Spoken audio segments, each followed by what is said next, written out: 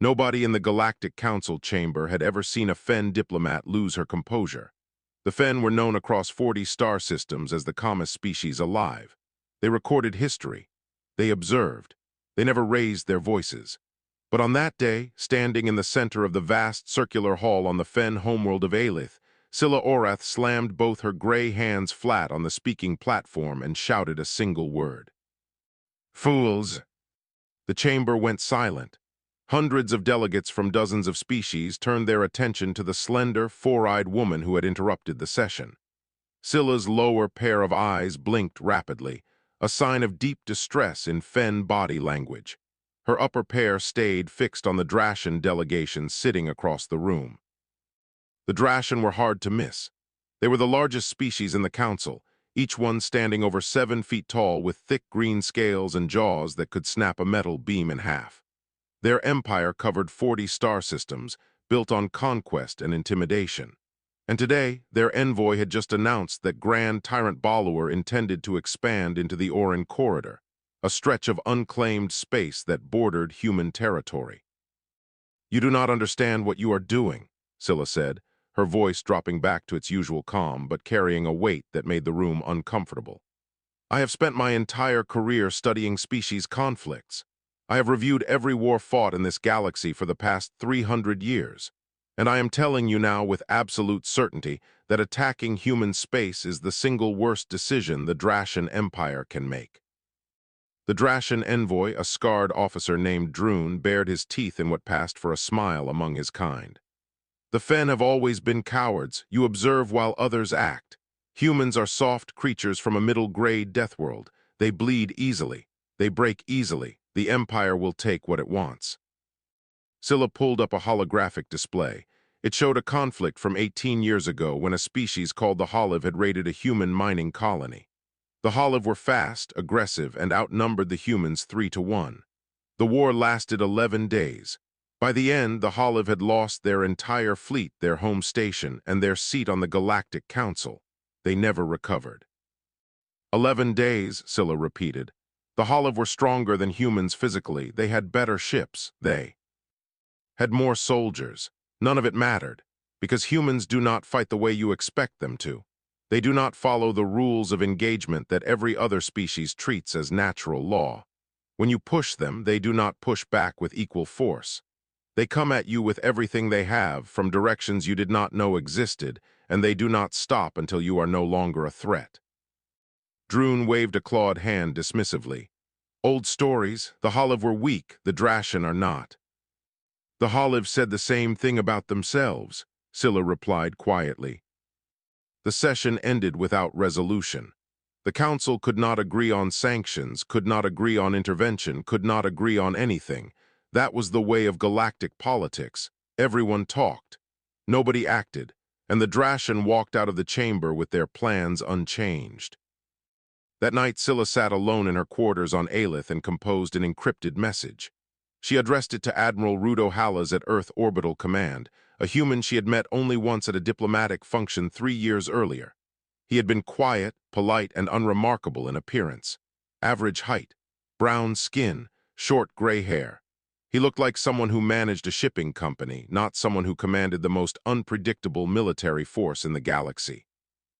Her message was brief. "Admiral Hallas, I spoke before the council today.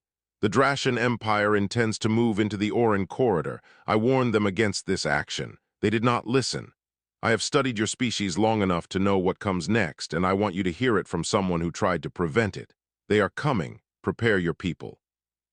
She sent the message and sat back in her chair, all 4 eyes staring at the ceiling.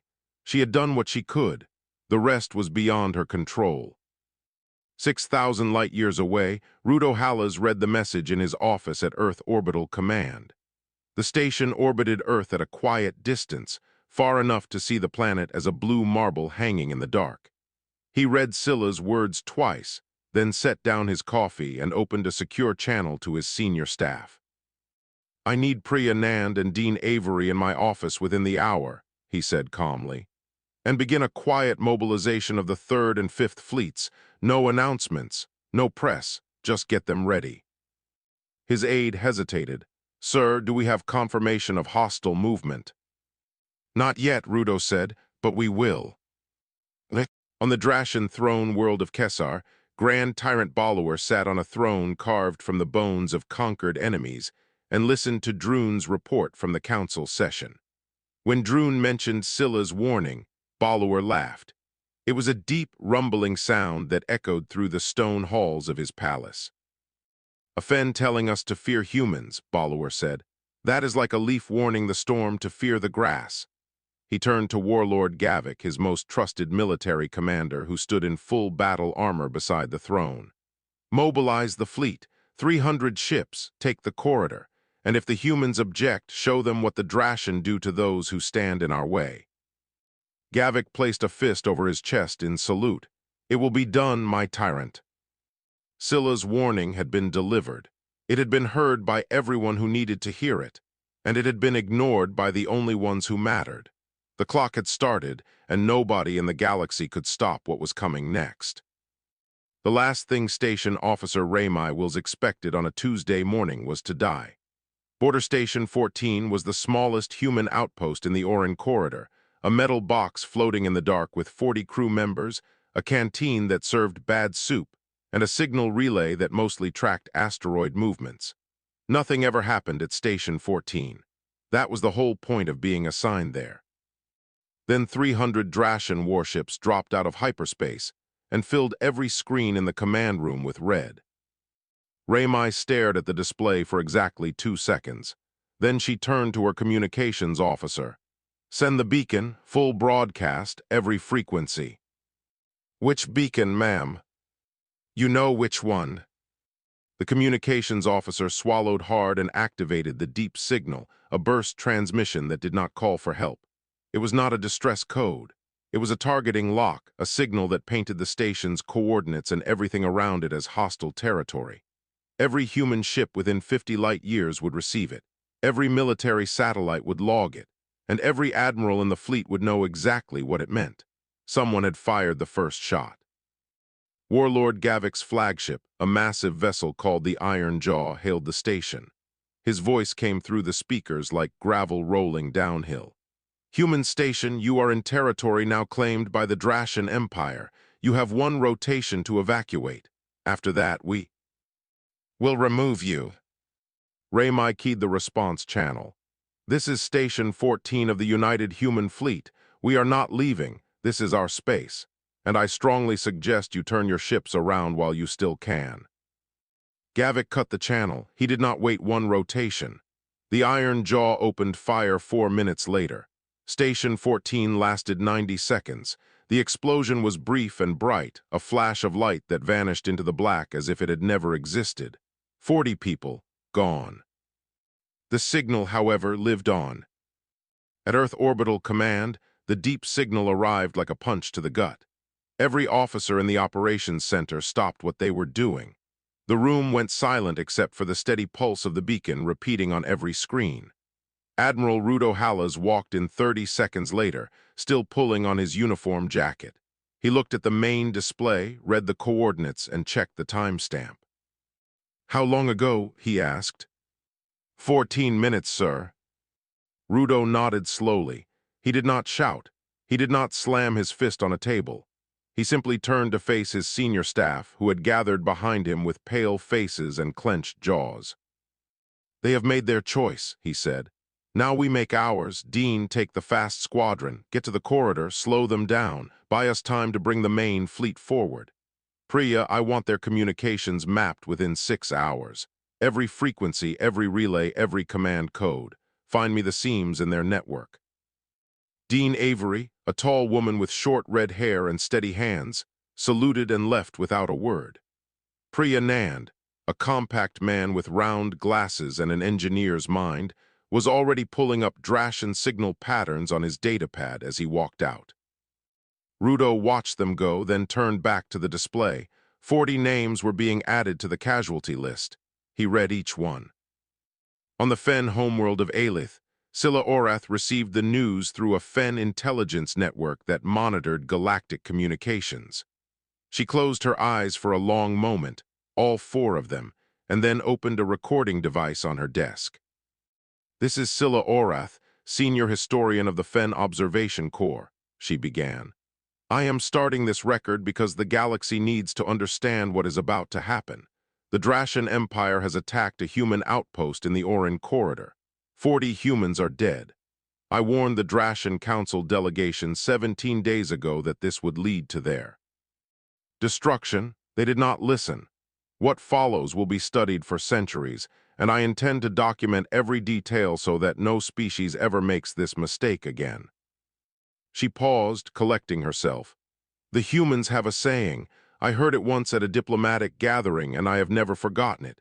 They say, do not mistake our patience for weakness. I believe the Drashan are about to learn exactly what that means. Aboard Gavik's flagship, the mood was celebratory. Officers drank fermented grain spirits and boasted about the easy victory. The human station had been crushed like an insect. Gavik himself stood on the bridge, arms crossed, watching his fleet spread out across the corridor. But in a small quarters below the main deck, a young Drashan officer named Noles sat at his monitoring station with a frown. He had been assigned to signals intelligence, listening to enemy communications, and something about the human beacon was wrong. He had decoded part of the transmission. It was not a call for reinforcements. It was not a plea for help. The structure was different. It was layered, complex, and it was still broadcasting even though the station that sent it was dust. Noles pulled up the signal architecture and compared it to known human military codes. His blood went cold. The beacon was a mark. It tagged the Drashan fleet's exact position, heading, formation, and energy signatures. It fed all of that data directly to the human military network in real time. The humans had known this would happen. They had prepared for it. Station 14 had not been a military outpost. It had been a tripwire. Noles ran to the bridge and reported his findings to Gavik. The warlord barely glanced at him. They are a soft species, Noles. One dead station does not make them dangerous. Return to your post. Noles returned to his post, but he kept his personal communicator close and began quietly copying every piece of data he could access. Something was coming. He could feel it the way a small animal feels the shadow of a predator passing overhead. Deep in the black of space, 12 fast human warships dropped out of hyperspace at the edge of the corridor. Dean Avery sat in the lead ship, checking her weapons systems one last time. All ships, this is Avery, she said over the squadron channel. We are not here to win a battle. We are here to make them bleed, hit fast, hit quiet, and disappear before they can. Turn their big guns around. We have 40 names to answer for. Let us get to work. The engines burned hot, and the squadron vanished into the dark like wolves entering a forest. The first Drashan supply ship exploded at exactly 3 in the morning Galactic Standard Time. Nobody saw who did it. One moment the fuel tanker was cruising behind the main fleet, fat and slow and full of engine fuel. The next moment it was a ball of fire spinning through the void. By the time Gavik's sensors locked onto the area, there was nothing there but debris. The second supply ship went down 40 minutes later, then a communications relay, then another fuel tanker, then a drone maintenance barge that carried repair parts for half the fleet. By sunrise, the Drashan fleet had lost 11 support vessels and 2 relay stations. Not a single human ship had been seen. Not one shot had been traced to a source. It was as if the dark itself was eating the Drashan war machine from the edges inward. Gavik stood on the bridge of the Iron Jaw and stared at the damage reports with growing fury. Find them, he ordered. Launch fighter patrols in every direction. Scan every asteroid, every dust cloud, every shadow. I want those human ships found and destroyed. The patrols found nothing. Dean Avery had studied Drashan sensor technology for 3 years before this war began. She knew their detection range, their blind spots, and exactly how long it took their heavy guns to track a fast-moving target. Her 12 ships moved like ghosts, striking from angles the Drashan did not think to guard and disappearing before the first alarm could finish sounding. But the real damage was not coming from Dean's guns. It was coming from Priya Nand. From a mobile command ship hidden behind a dead moon at the edge of the corridor, Priya had spent 72 hours mapping every Drashan communication frequency. He had cracked their primary encryption within the first day. Their backup encryption fell on the second day. By the third day, he was inside their command network, reading their orders before the officers who sent them had finished typing. Then he started feeding false commands. A Drashan destroyer received orders to change heading and move to a position 300 kilometers from the main fleet. When it arrived, it found itself alone and cut off. Dean's squadron disabled its engines in 4 minutes. A patrol group was told to shut down active sensors for a system update. They obeyed. 2 of them never turned their sensors back on because their bridges were hit while they were blind. The Drashan fleet began to fall apart from the inside. Ships stopped trusting orders from command.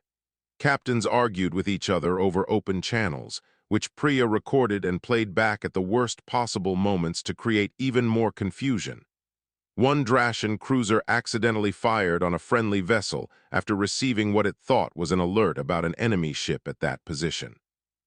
Gavik screamed at his communications officers to secure the network. They tried. Priya broke in again within an hour through a maintenance channel that nobody had thought to protect. But in the middle of all this chaos, something happened that the Drashan did not expect at all. Dean's boarding team, led by a quiet field medic named Fen Marrow, captured a damaged Drashan supply ship that had been drifting after an engine failure. The boarding was fast and clean. No Drashan crew members were killed. When Fen and her team entered the ship, they found 18 Drashan sailors, most of them young, huddled in the cargo bay. 3 were badly injured from an internal explosion. Fen knelt beside the first wounded Drashan and opened her medical kit. The Drashan flinched, expecting to be executed. Instead, Fen cleaned his burns, applied synthetic skin, and injected a painkiller adapted for Drashan biology. "Why?" the Drashan asked, his voice barely a whisper. "Because you are hurt," Fen said simply, "and I am a doctor." The humans treated all 3 wounded sailors. They left the crew with enough food and water for 2 weeks, repaired their emergency beacon so they could call for rescue, and left the ship without taking a single prisoner. When the Drashan rescue team arrived hours later, the survivors told them what had happened. The rescuers did not believe them at first. The Empire had told everyone that humans were savages who ate their enemies. The reality was something far more confusing. Word spread quietly through the lower ranks of the Drashan fleet. The humans could have killed those sailors. They chose not to. That simple fact did more damage to Drashan morale than 100 exploding ships. Knowles heard the story in the mess hall and felt something shift inside his chest. He had been trained since birth to believe that mercy was weakness. The Empire's entire philosophy was built on the idea that the strong took what they wanted and the weak deserved what they got. But here were humans, clearly winning, clearly capable of killing, and they chose to heal instead. He intercepted a human broadcast that evening. It was short and unencrypted, meant to be heard by everyone. The voice was calm, almost gentle. "This message is for all Drashan personnel. Surrender and you will be treated with dignity. Your wounded will receive medical care. Your lives will be protected under the laws of war. Continue fighting and we will stop you. The choice is yours." Knowles saved the message to his personal device. He did not know what he was going to do with it yet, but he knew, with a certainty that sat heavy in his gut, that the Empire had started a war it could not finish. On Aelith, Scylla Orath reviewed the reports from Fen observers embedded with both sides. She added a new entry to her record. "The humans are not just fighting the Drashan. They are taking their war machine apart piece by piece like a mechanic disassembling an engine. They know which bolts to remove. They know which wires to cut. And while they do it, they stop to bandage the hands of the people trying to kill them.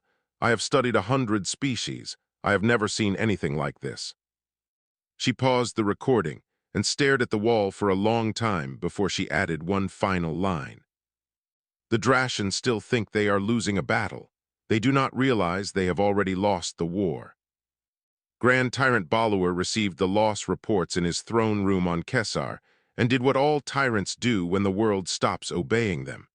He doubled down. The numbers were bad. Gavik had lost 47 ships in 2 weeks without destroying a single confirmed human vessel. Supply lines were in ruins. Communications could not be trusted. Morale among the lower ranks was crumbling faster than his officers could contain it. And from the Galactic Council, Scylla Orath had sent yet another formal request for the Drashin to accept a ceasefire. Bollower deleted the message without reading it. "They think we are weak because we have bled," he said to the row of advisors standing before him. "We will show them what the Drashin do when they bleed. We go for the throat." He pulled up a star chart and pointed one thick, clawed finger at a blue dot near the edge of human-controlled space. "Briar, a human colony world, 60,000. Civilians, no heavy military presence. We send a strike force, burn their cities, and force the humans to come begging for peace." One advisor, braver or more foolish than the others, cleared his throat. "My tyrant, attacking a civilian world may bring consequences from the Galactic Council." Bollower backhanded him across the room. "The Council does nothing. They talk and write reports while empires are built by those willing to act. Send the order, 50 ships to Briar, level everything." The order went out. 50 Drashin warships broke away from the reserve fleet at Kessar and set course for Briar. They never made it to the surface. What Bollower did not know, what his intelligence officers had failed to discover, was that the humans had evacuated Briar 3 days earlier. Every man, woman, and child had been moved to deep space transports and scattered to safe locations. The colony buildings still stood. The lights still glowed. Automated systems kept the power running and the communication channels active. From orbit, Briar looked alive. It was a shell, a hollow stage set designed to look like a target. Rudo Hallas had read the situation perfectly. He knew that a tyrant like Bollower, when cornered, would not retreat. He would lash out at the weakest point he could find, and civilians were always the weakest point. When the Drashin strike force entered orbit around Briar, the orbital defense grid activated. Hidden weapon platforms powered up across the planet's moon. Mines seated in the approach lanes detonated in sequence, cutting off retreat. The 50 Drashin ships found themselves trapped in a cage of fire that they had walked into willingly. It was over in less than an hour. 31 ships destroyed, 19 disabled and drifting. No human soldiers were harmed because no human soldiers were on Briar. It was a machine doing what it had been designed to do. When the report reached Rudo at Earth Orbital Command, he read it without expression. Then he stood up from his desk, walked to the main operations center, and addressed the full staff. Every officer stopped and turned to face him. "They came for our soldiers and we answered with war," Rudo said. His voice was steady, but something behind his eyes had changed. A coldness that had not been there before. "Now they have come for our families, our children. They sent 50 warships to burn a colony of 60,000 people." He paused. "There will be no more measured responses. There will be no more surgical strikes. We go to them, all of us, and we end this." The room erupted in activity. Within 6 hours, the human main fleet, 512 warships, launched from staging positions across human space. They were joined by 43 volunteer ships from 3 other species, the Nur, the Kalisi, and the Holt. All 3 had suffered under Drashin rule in the past. All 3 had been waiting for someone to stand up to the Empire. Now they had their chance. The combined fleet jumped to the Drashin staging area in the Oran Corridor. Gavik's battered force of 240 remaining ships was waiting, arranged in a defensive formation that looked impressive on sensors, but had gaps in it that Priya Nand could read like a map. The Battle of the Corridor lasted 4 hours. It was not a fight, it was a lesson. Dean Avery led the first wave, punching through the Drashin left flank with a speed that left their heavy cruisers firing at empty space. Priya fed false retreat orders into the Drashin network, causing a dozen ships to break formation and scatter. Human heavy cruisers poured through the gaps and hit the Drashin center from 3 directions at once. Gavik fought hard. He was not a coward, and his crew followed his orders without hesitation. But the humans fought with something the Drashin had never faced before: cold, absolute purpose. There was no rage in their tactics, no frenzy, just a calm, systematic destruction of everything in front of them. By the third hour, half of Gavik's fleet was burning. By the fourth, the surviving ships were retreating in disorder toward Drashan space. On Gavik's bridge, Noles watched the destruction with horror. Around him, officers were screaming orders, damage alarms were blaring, and the ship shuddered with every hit it absorbed. He looked at Gavik, who stood rigid at the command post, his scales pale with shock. "Warlord," Noles said, "we need to surrender. There is nothing left to win." Gavik turned on him with fury. "The Drashan do not surrender." He struck Noles across the face, splitting his lip. "Take this officer to confinement. He has lost his nerve." Two guards dragged Noles away. As they pulled him through the corridor, he heard another explosion rock the ship. Through a viewport, he saw a human cruiser glide past, close enough that he could read the name painted on. Its hull, Patience. That was the ship's name, Patience. On Aelith, Scylla added a new entry to her record. Her voice was quieter now, heavy with the weight of what she was documenting. "The humans have shown the galaxy something that every species needs to understand. They did not want this war. They tried to avoid it. They gave warnings. They showed mercy. They healed enemy wounded. And when the Drashan responded by sending ships to kill their children, the humans stopped holding back. Not because they love violence, because they will burn the stars themselves to protect the ones they love. That is the difference. That is what makes them the most dangerous species alive." The Galactic Council sent Admiral Rudo Hala's 17 messages in 3 days, each one demanding that he halt his advance and accept a negotiated peace. He read every single one. He responded to none of them. His fleet was already moving. 500 human warships and their allied vessels crossed the border into Drashan-controlled space like a river breaking through a dam. There was no stopping it. There was no slowing it down. System after system fell as the human fleet carved a straight line through the heart of the Empire toward Kesar, the Drashan throne world. On the 18th message, Rudo finally replied. His words were broadcast on an open channel so the entire galaxy could hear them. "They targeted our children. We will make sure they never can again." That single sentence sent a ripple of fear through every government in known space. The Fen recorded it. The Nur quoted it. 3 species that had been considering hostile actions against human trade routes quietly canceled their military plans and sent diplomatic gifts instead. Priya Nand had designed the advance to be devastating but precise. As the fleet entered each Drashan system, automated disruption drones launched ahead of the warships. These drones did not carry weapons. They carried signal jammers and electromagnetic pulse devices that disabled planetary shield generators without destroying cities. The shields would fall, the human fleet would pass through, and the planet below would be untouched. Rudo had given strict orders. "We are not here to kill civilians. We are not here to occupy worlds. We are here to remove the ability of this government to wage war. Nothing more, nothing less. Any officer who fires on a civilian target will answer to me."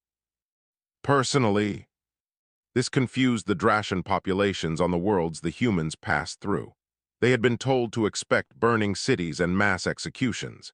Instead, the humans disabled their military installations, destroyed their orbital weapons, and moved on without landing a single soldier on the ground. Some Drashan citizens stood on rooftops and watched human ships pass overhead in silence. It was the strangest invasion in galactic history.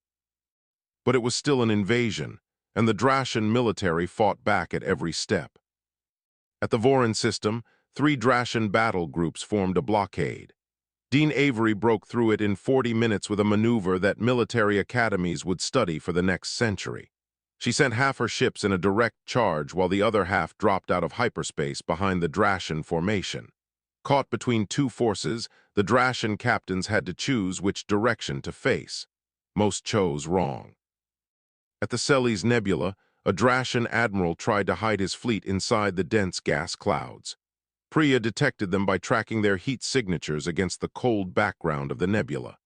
The human fleet fired guided torpedoes into the cloud. The Drashan ships scattered like startled birds, flying directly into the weapons of the Allied nerve vessels waiting on the other side. System by system, the Empire shrank. 40 star systems became 30, then 20, then 10. Deep in the brig of Gavik's damaged flagship, Noli sat in his cell and listened to the ship dying around him. Power failures. Hull breaches sealed with emergency patches. The sound of running boots in corridors that grew emptier every day as crew members were transferred to other ships or simply stopped reporting for duty. A guard came to his cell one evening, a young Drashan woman with tired eyes. "Half the crew has abandoned the ship," she said quietly. "Gavik will not surrender. He says he will fight until the last breath." "Then he will die," Noli said. "And he will take everyone still aboard with him. Let me out. I can end this." The guard looked at him for a long moment. Then she unlocked the cell. Noli's made his way to a communication terminal in a damaged section of the ship where security systems were offline. He had saved Scylla Orath's contact frequency weeks ago, hoping he would never need to use it. Now he did. "Scylla, this is Noli's of the Drashan fleet. I'm a signals officer aboard. Warlord Gavik's flagship. I want to help arrange a surrender. There are thousands of Drashan soldiers who do not want to die for Balower's pride. Please connect me with the human command." Scylla received the message on Aelith. For the first time in weeks, her 4 eyes brightened with something other than grief. She forwarded the communication to Rudo Hallas with a single note. This one listened. Rudo responded within the hour. "Officer Noli's, if you can coordinate a stand-down of Drashan forces willing to surrender, I give you my personal guarantee that every soldier who lays down arms will be treated with dignity and returned safely. No executions, no prison camps, medical care for all wounded. You have my word." Noli's read the message 3 times. Then he began contacting every Drashan captain he could reach through back channels. The final battle happened above Kesar itself. Gavik had gathered his last loyal ships, barely 60 vessels, in a tight formation around the throne world. It was a brave stand and a hopeless one. The human fleet outnumbered him 8-1. Dean Avery led the assault. Her squadron punched through the defensive line in the first 10 minutes. Gavik's flagship, the Iron Jaw, fought until its weapons were slag and its engines were dead. When the shooting stopped, the ship was a drifting wreck, but it was still in one piece. Rudo had ordered it disabled, not destroyed. Gavik was taken from his bridge in restraints. He did not speak. He did not look at his captors. He simply stared straight ahead as human soldiers escorted him to a transport. On the planet below, Grand Tyrant Balower stood at the window of his palace and watched the sky fill with human ships. Hundreds of them, hanging in formation above his world like a judgment made of steel and light. There were no explosions, no bombardment, just silence, waiting. Balower looked at those ships for a very long time, and for the first time in his life he understood what Scylla Orath had tried to tell his empire. Humans did not conquer, they did not enslave. But when you pushed them past the line, they would take apart everything you had built, piece by piece, until you could never threaten them again. And they would do it quietly, patiently, and completely. He activated the emergency broadcast channel. His voice, once booming with arrogance, was now flat and empty. "This is Grand Tyrant Balower of the Drashan Empire. I surrender unconditionally." The war was over. The empire that had ruled 40 star systems through fear and violence had been brought to its knees by a species it had dismissed as soft. Above Kesar, the human ships held their positions in perfect silence, casting long shadows across the palace where a tyrant had once laughed at the idea of fearing grass. 3 months after the surrender, a Drashan child threw a rock at Fen Marrow. She was walking through the streets of Kesar's capital, carrying a crate of medical supplies to the clinic she had helped build in the old market district. The rock hit her shoulder and bounced off. She stopped, looked down at the child, a boy no older than 7 with bright green scales and frightened eyes, and set the crate down on the ground. The boy's mother rushed forward, terror on her face. Under the old empire, striking a foreign soldier meant death for the entire family. She grabbed her son and began apologizing in rapid Drashan, her voice shaking. Fen held up her hand gently. "It is fine. He is scared. I would be too." She reached into the crate and pulled out a small packet of nutrient bars, the kind that tasted like sweet grain. She held it out to the boy. "These are pretty good, better than rocks anyway." The boy stared at her. Then he took the packet and ran behind his mother's legs. Fen picked up her crate and kept walking.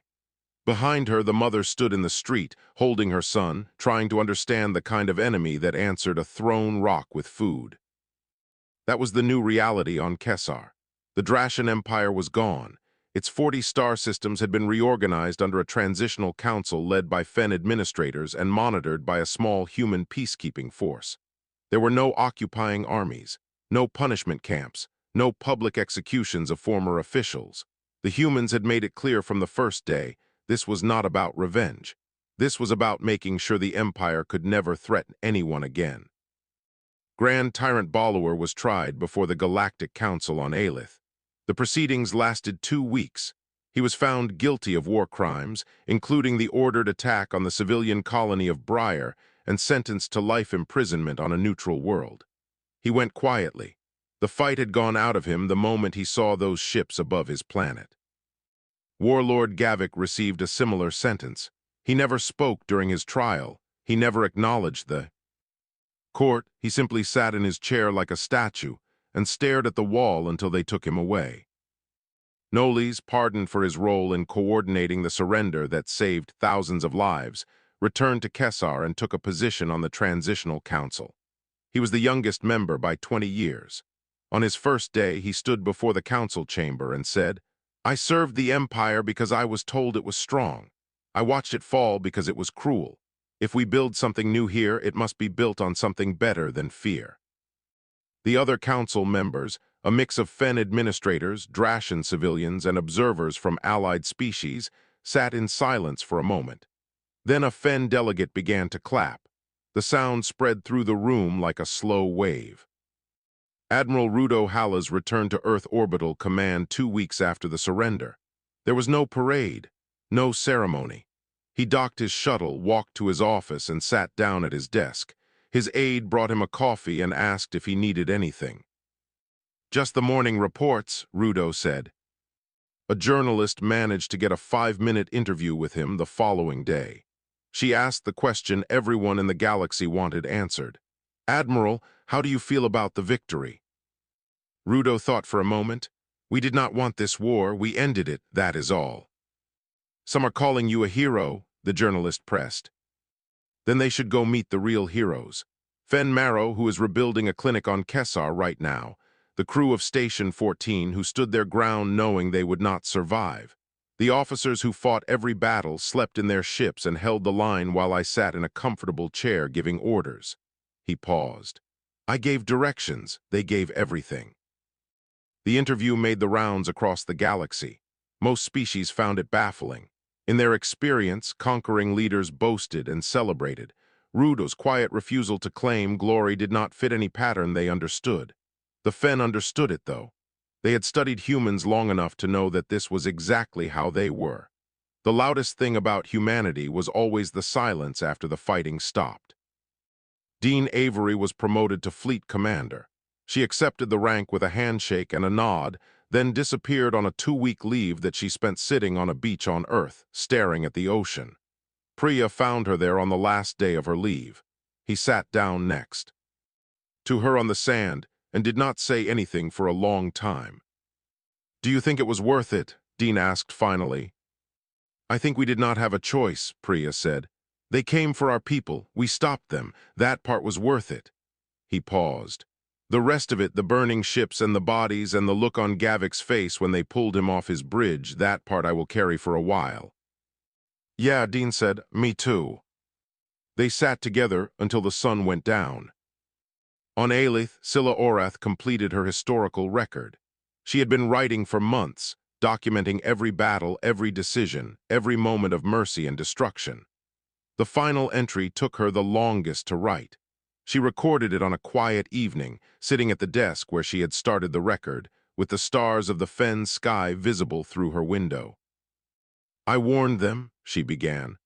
I stood before the council and told the Drashin exactly what would happen if they attacked humanity. They did not listen because they did not understand. They saw a small species from a rough planet and thought they saw weakness. They were wrong. She paused, gathering her words carefully. Humans are not dangerous because they are strong. Many species are strong. Humans are not dangerous because they are smart. Many species are smart. Humans are dangerous because they care.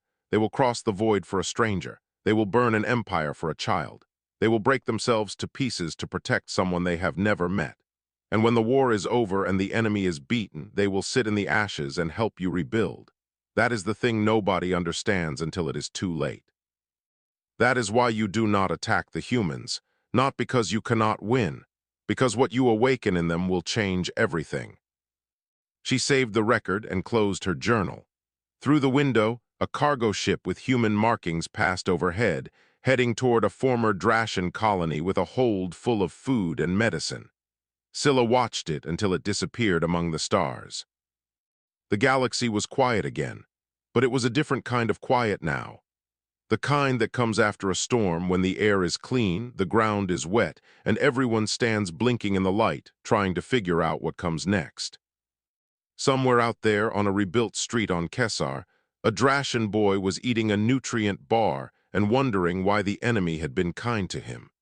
He would think about that for the rest of his life, and when he grew up, he would tell his children about the day a human woman answered his rock with food, and he would say, "That is who they are. That is why nobody attacks them anymore." And that would be enough.